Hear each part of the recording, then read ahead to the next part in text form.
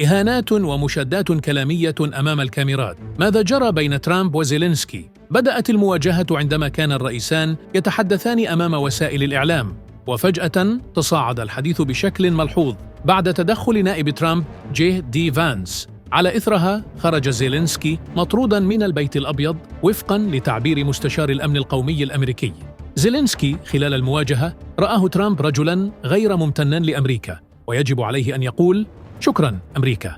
ترامب يعتبر زيلينسكي رجلا يقامر بإشعال حرب عالمية ثالثة. تلك الحدة تسببت في إلغاء المؤتمر الصحفي المشترك الذي كان من المقرر أن يعقد بعد الاجتماع، وتم إلغاء توقيع الاتفاق الخاص باستغلال موارد أوكرانيا من المعادن. لكن السؤال الآن، هل باتت أوكرانيا بمفردها؟ بعد تلك المواجهة الحادة برزت العديد من ردود الأفعال العالمية الموسعة، حيث قال الرئيس الفرنسي إيمانويل ماكرون إن روسيا هي المعتدية وأن الأوكرانيين هم الشعب المعتدى عليه، وعلينا احترام من يقاتلون منذ البداية.